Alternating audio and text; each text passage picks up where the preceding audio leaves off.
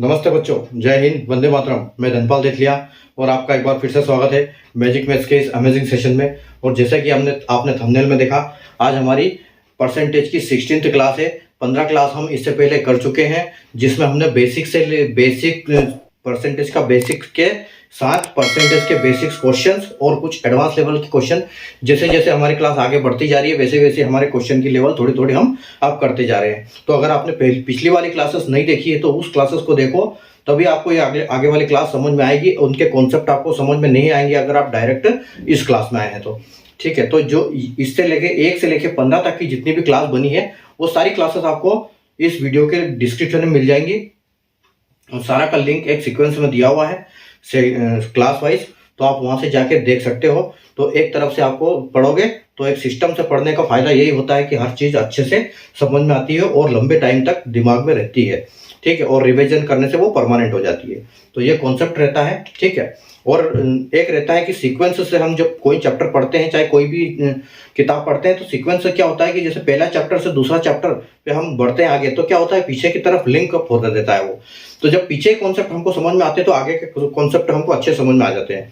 तो यही कारण है कि एक सीक्वेंस में वीडियो बनाता हूँ। जो मैथ्स का अगर सीक्वेंस आप जानना चाहते हो तो मैंने एक फर्स्ट 2 इंपॉर्टेंट वीडियो करके एक प्लेलिस्ट में एक फोल्डर मिलेगा आपको।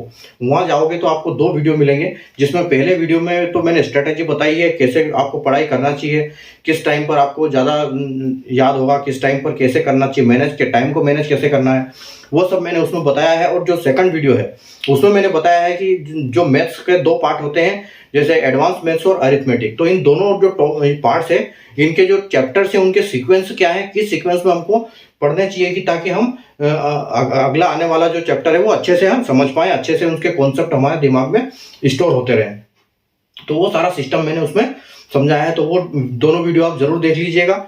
और अगर किसी भी टॉपिक पे अगर आपको सीक्वेंस में पढ़ना है तो आप प्लेलिस्ट में जाइए, उस फोल्डर में ओपन करिए उस पर्टिकुलर टॉपिक का, उसमें सारी क्लासेस जितनी मैंने करवा रखी है, जितने कॉन्सेप्ट मैंने उसमें कराए हैं, जितने क्वेश्चन मैंने कराए हैं, वो सारे क्वेश्चन उसमें आपको मिल जाएंगे। ठीक है, और ये सब जो सीक्वेंस से मैं पढ़ा रहा हूँ एक तरफ से, वो आपको मिलेगा 7 बजे वाली क्लास में शाम को। ठीक है, तो शाम को 7 बजे वाली क्लास जो हमारी होती है करीब 40 से 45 या 1 घंटे के आसपास रहती है ये। तो उस क्लास में आपको वो सारे वीडियो, वो सारी क्लासेस मिल जाएगी। ठीक है, और एक दोपहर को 12 बजे और एक सेशन आता है छोटा सा, जो 5 से 6 मिनट का सेशन होता है, जिसमें 4D सीरीज नाम का है वो।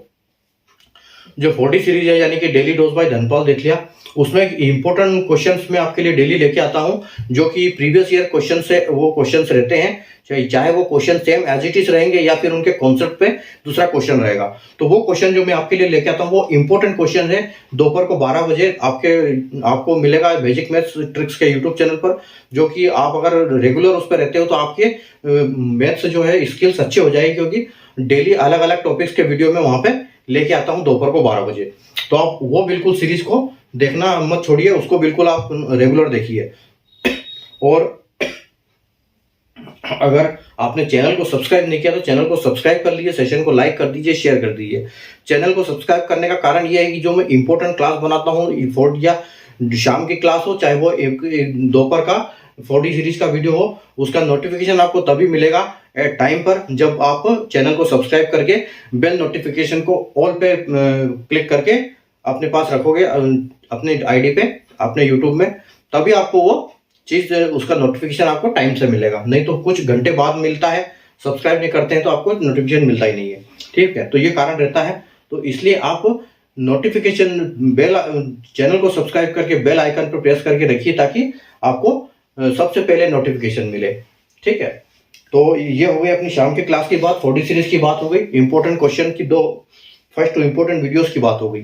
ठीक है, और सुबह 9 बजे सिंप्लीफिकेशन का एक क्वेश्चन डेली आपको मिलता है, किसमें, कम्युनिटी पोस्ट में, जिसमें क्विज फॉर्म में रहता है कि आपको सॉल्व करके उसके आंसर टिक करना है। जैसे आप आंसर टिक करते हैं वो आपका सही है या गलत, वो नीचे आपको दिखाएगा कि हाँ ये आंसर सही है और उसका सॉल्यूशन ऐसे है।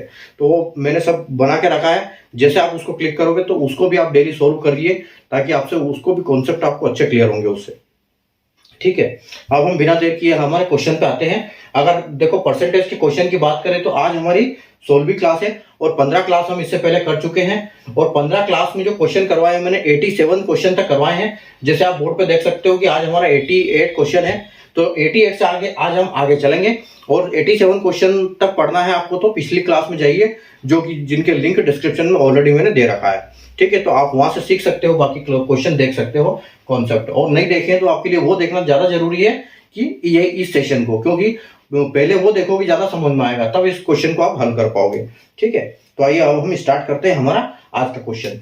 ठीक है, तो देखो क्वेश्चन नंबर हमारा आज 88 क्वेश्चन क्या है कि एक कंपनी में 30 कर्मचारी महिला है तथा शेष पुरुष है और इनमें से 40% पुरुष कर्मचारी की उम्र 40 वर्ष से अधिक है। यदि 1260 पुरुष कर्मचारियों की उम्र 40 वर्ष से कम है तो कंपनी के कुल कर्मचारियों की संख्या ज्ञात कीजिए। देखो यहाँ पर सब उल्टा पुल्टा दिया हुआ है कि महिला कर्मचारी का परसेंटेज दिया हुआ है और पुरुष का दिया हुआ है कि 40% जो पुरुष है, जितने पुरुष है उसमें से 40% की उम्र 40 से अधिक है। ठीक है, उसके बाद दिया हुआ है कि जो 1260 है वो 40 से कम है। यहाँ पर सब उल्टा पुल्टा दिया हुआ है। तो इस टाइप के क्वेश्चन को कैसे सोल्व करेंगे हम?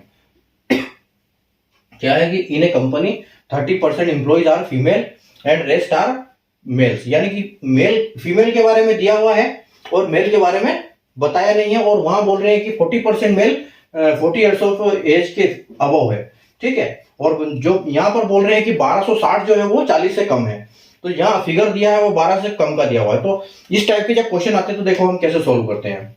ठीक है, एक चीज बताओ, हर चीज अपने आप में 100% होती है। ठीक है, हर चीज अपने आप में 100% होती है और यहाँ पर डाटा हमको परसेंटेज में मिला हुआ है।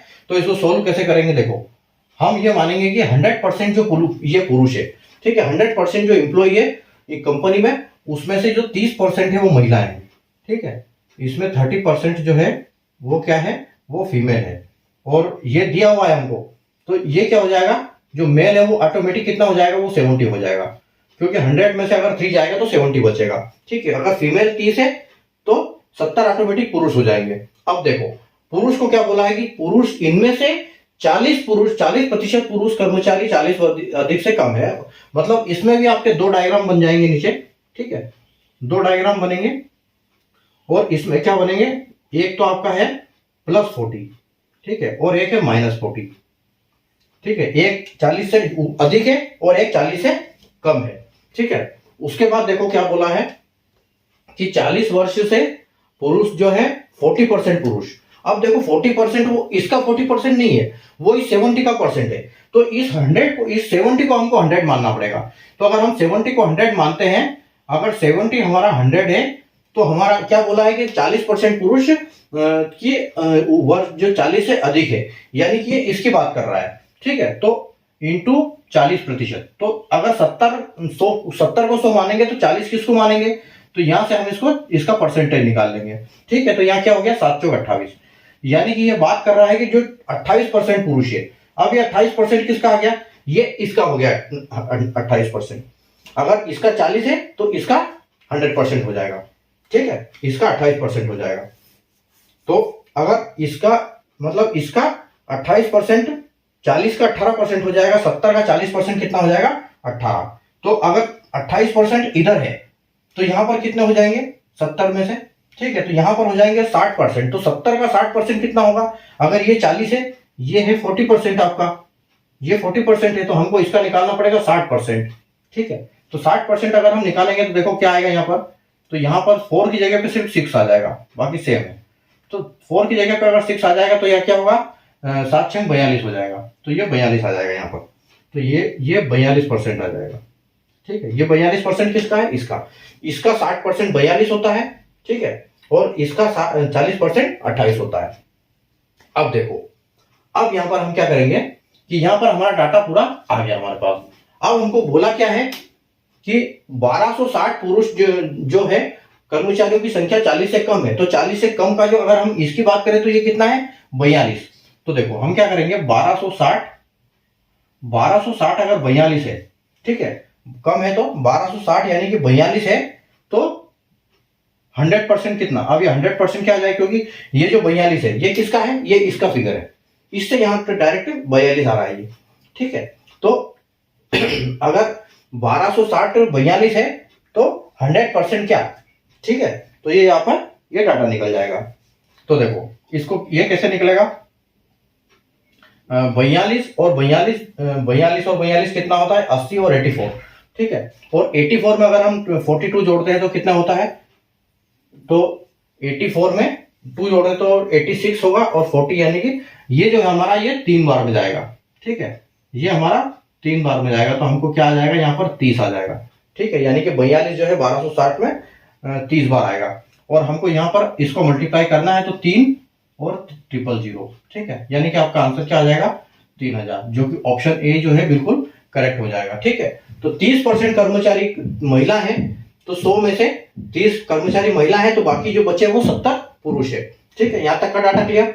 इनमें से 40% पुरुष कर्मचारी की उम्र 40 से कम 40 से अधिक है, तो 40 मतलब पुरुष की सिर्फ बात हो रही है, तो पुरुष 70% है, पुरुष का 70%, पुरुष 40 से जो अबव है वो क्या है 40% है।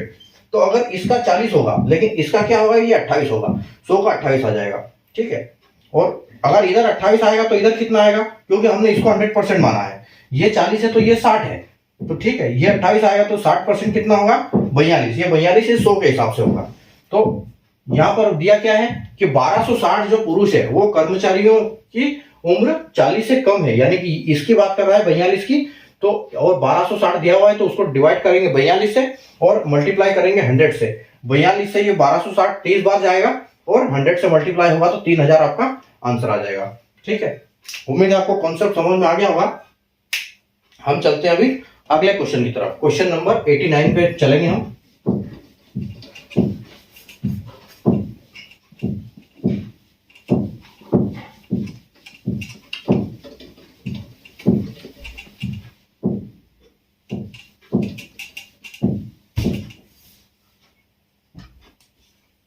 Question number 89।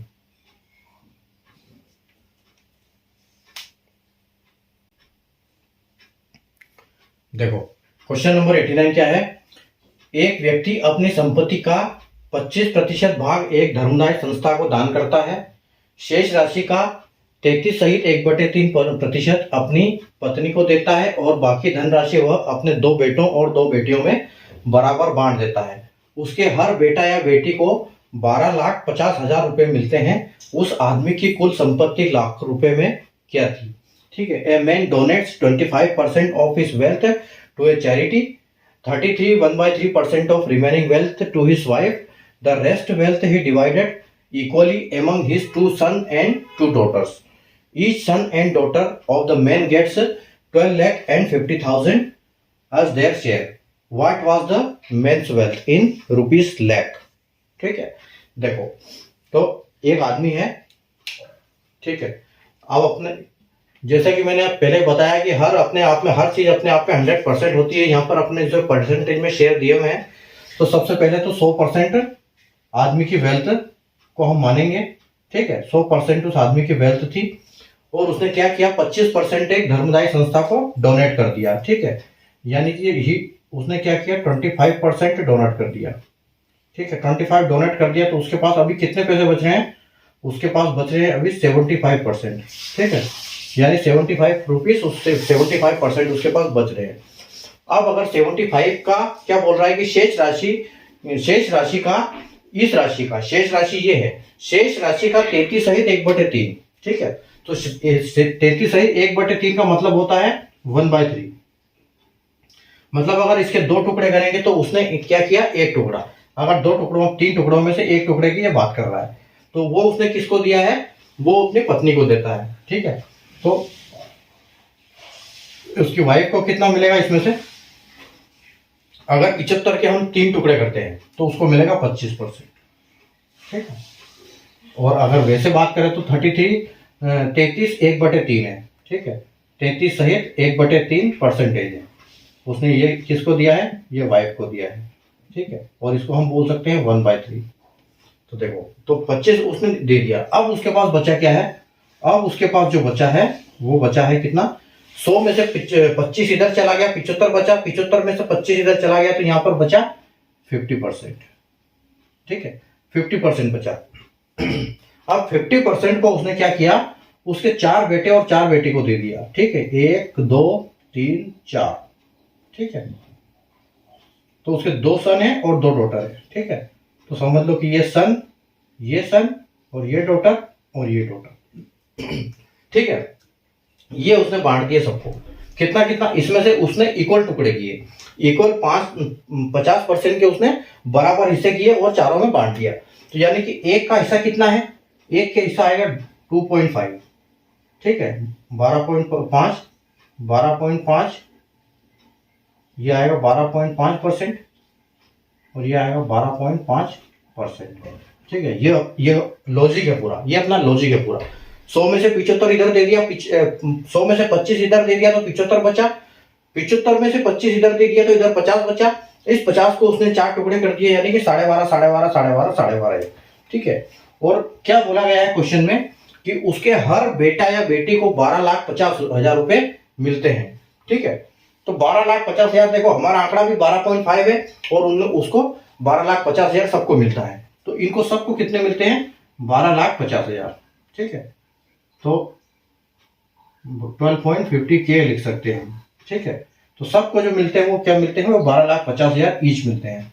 तो देखो अगर सबको मिलते हैं 12,50,000 तो हम क्या बोलेंगे, 12.5 12.5 25 और 25 और 25 50, यानी कि 50 लाख तो इसने बेटे बेटी को दे दिया, ठीक है। और 50 का आधा यानी 50 का आधा मतलब 25%, तो 50 अगर इधर है तो इधर का 25%, 25 लाख, ठीक है। तो 50 लाख तो उसने सन को दे दिए, ठीक है।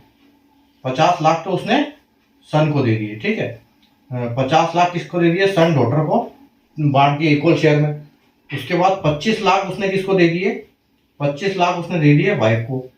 और 25 लाख की जो बचा था यहाँ पर परसेंटेज जो है वो उसने किसको दे दिए, चैरिटी को, ठीक है। ये दान कर दिए उसने।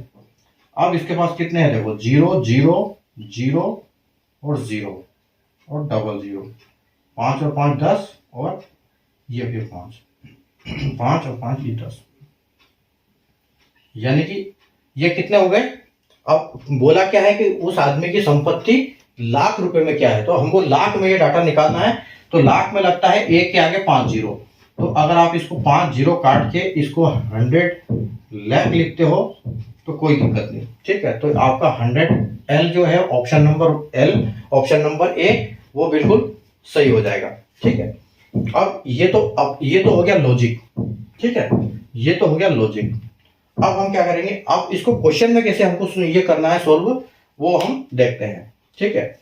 तो क्या है, उस आदमी की संपत्ति मान लो कि X है, ठीक है।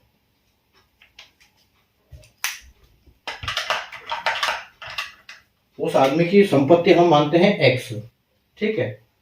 और X क्या है, X को हम सबसे पहले अगर करते हैं कि 25%, ठीक है। X उसकी संपत्ति है और उसने क्या किया, 25 धर्मदायी संस्था को दे दिया है, ठीक है। तो उसके पास कितना बचा, मतलब 25 उसने दे दिया, तो पहले तो लिखो 1/4, ठीक है। 25% को हम बोलते हैं 1/4, देखो 25% को हम बोलेंगे 1/4, ठीक है। 33 1/3 को बोलेंगे 1/3, ठीक है। 75% को बोलेंगे 3/4, 75% को बोलेंगे 3/4, ठीक है। तो देखो पहले उसने क्या किया, 25% भाग दान दे दिया, ठीक है। तो 1/4 उसने दान दे दिया। उसके बाद शेष राशि का 33 सहित 1/3 यानी कि 1/3 उसने अपनी पत्नी को दे दिया। और बाकी धनराशि को वो क्या करता है, अपने हिस्सों अपने बच्चों में बराबर बांट देता है। तो उसकी कितनी बची, बराबर बाकी बची कितनी है, उसकी जो बाकी संपत्ति बची कितनी है, वो बचती है।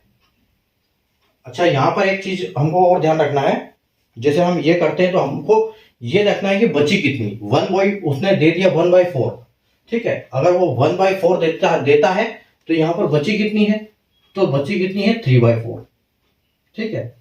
3/4 बचती है। अगर 25 को हम 1/4 बोलेंगे तो 75 को 3/4 बोलेंगे, यानी कि बची उसकी कितनी है 3/4, ठीक है। 3/4 उसकी बची हुई है।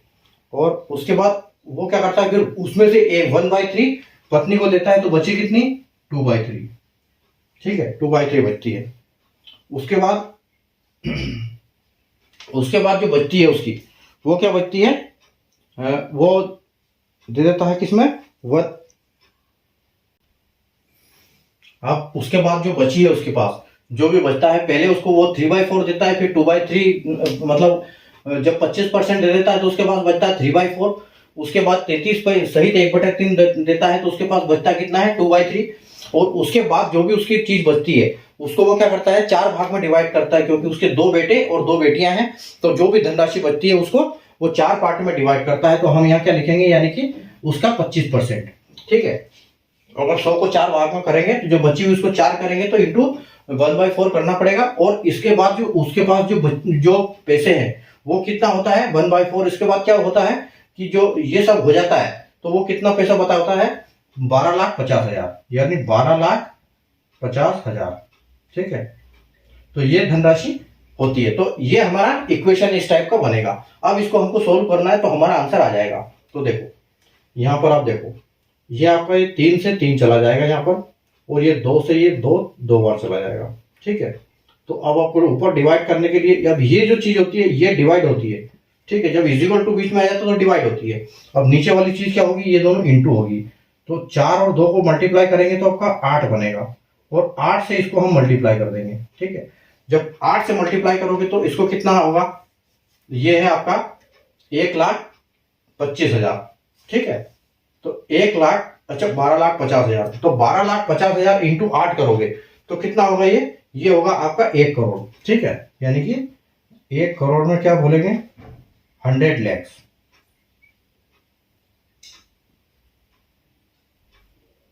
ये आएगा आपका 1 करोड़, और 1 करोड़ को हम बोल सकते हैं कि 100 L। ठीक है, तो लाख अपना जैसा आंसर आ गया है वही हमारा आंसर। ठीक है, तो आपको दो तरीके से समझाया मैंने, एक अपने लॉजिक कैसे लगा सकते हैं, दूसरा हम इसको इक्वेशन में प्लेस करके इसको कैसे लगाते हैं। लेकिन यहाँ पर जो बची हुई आएगा, अगर 25 उसने दे दिया है तो बचा हुआ आएगा 3/4, 33 1/3 दे दिया है तो आएगा कितना, 2/3 यानी कि 66.66%।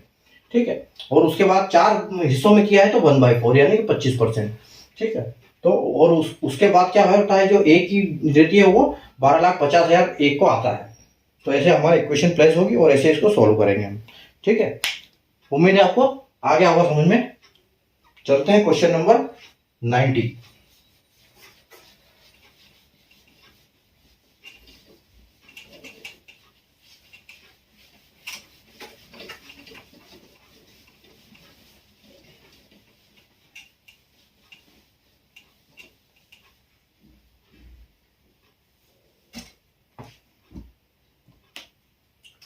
क्वेश्चन नंबर 90 देखते हैं।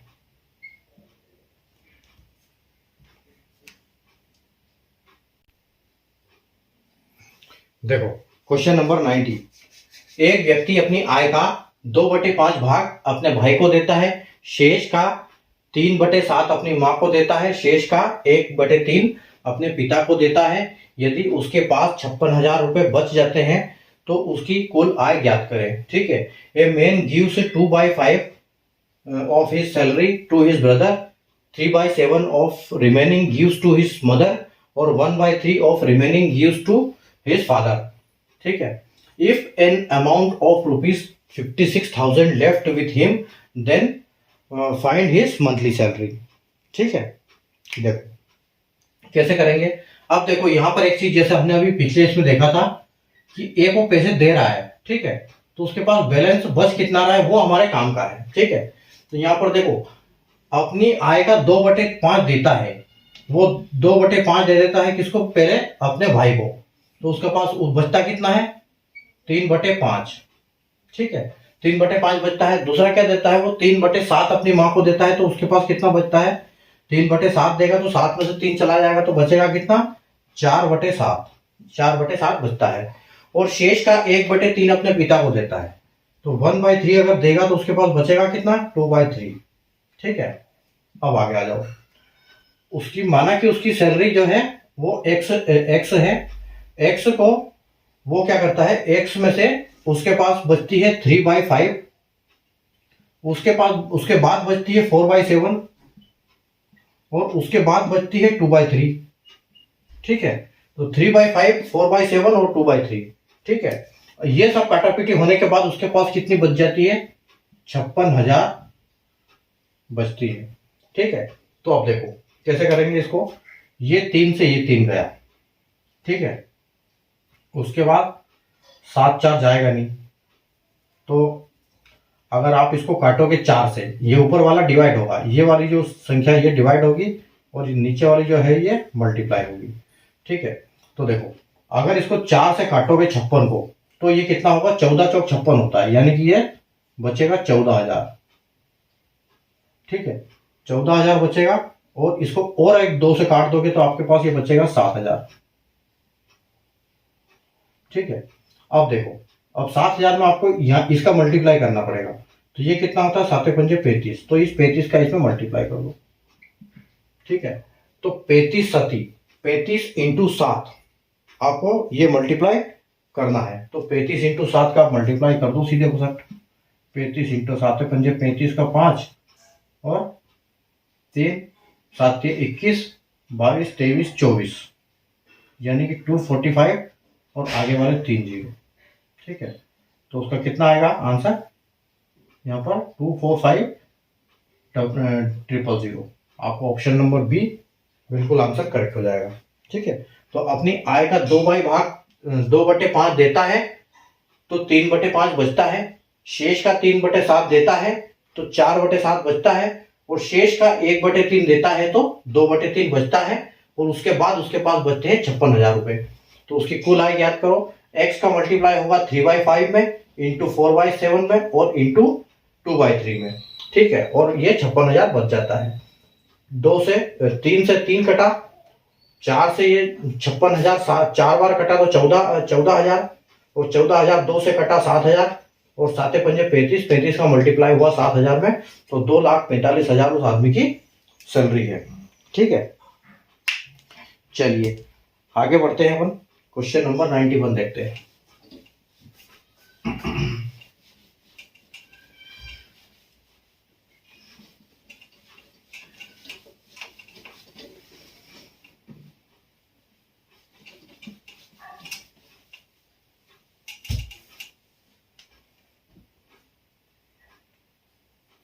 क्वेश्चन नंबर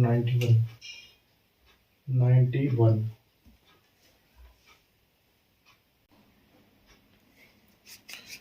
आइए देखें क्वेश्चन नंबर 91। एक कंपनी में कुल कर्मचारियों का 1/3 भाग महिलाएं हैं तथा महिलाओं का 1/2 भाग शादीशुदा है।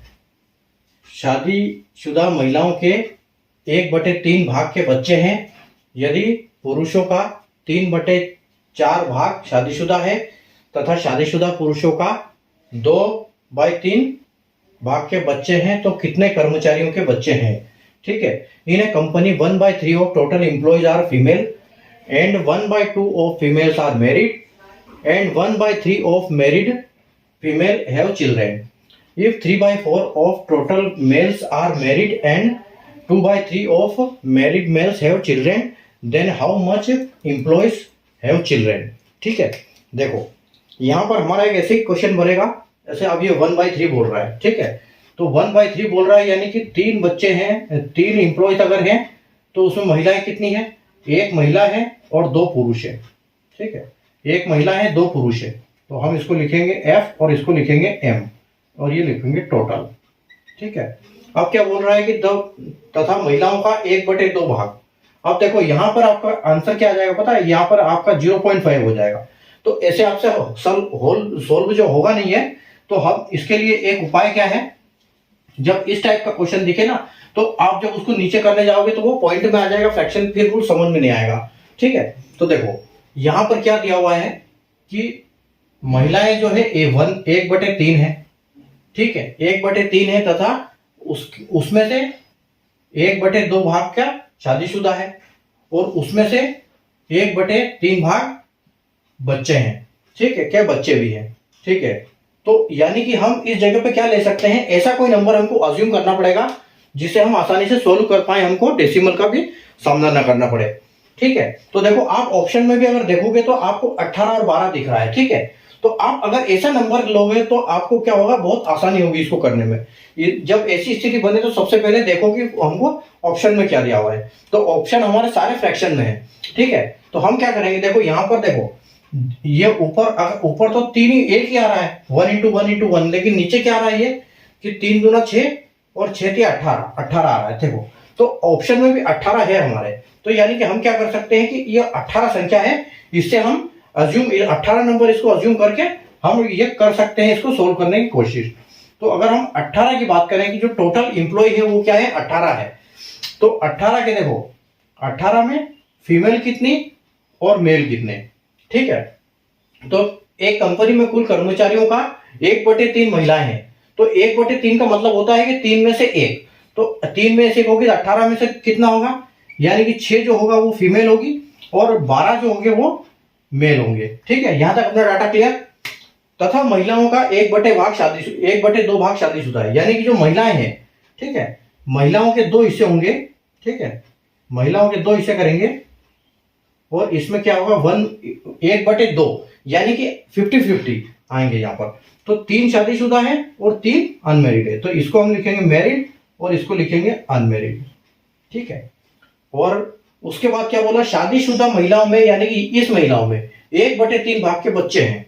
तो देखो इनके भी 2 होंगे, ठीक है, मतलब इसके भी फिर नीचे 2 होंगे, ठीक है। तो इसके क्या है 1/3 बोला है, ठीक है। 1/3 मतलब 1 का बच्चा है, 1 का बच्चा है, 2 के बच्चे नहीं है, ठीक है। 2 के बच्चे नहीं है और 1 का बच्चा है, ठीक है। ये तो हो गया अपना महिलाओं का। अब हम पुरुष पे आते हैं आगे। यदि पुरुषों का 3/4 भाग शादीशुदा है, तो अगर 3/4 तो इसके 2 आएंगे, तो ये आएगा मैरिड और ये आएगा आपका अनमैरिड, ठीक है, अनमैरिड।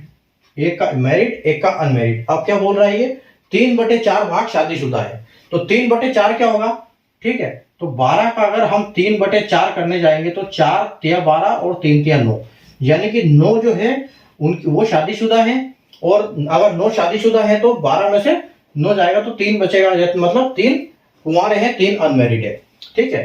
तो अब उसके बाद क्या बोल रहा है कि 2/3 भाग के तथा शादीशुदा पुरुषों के 2/3 भाग के बच्चे हैं।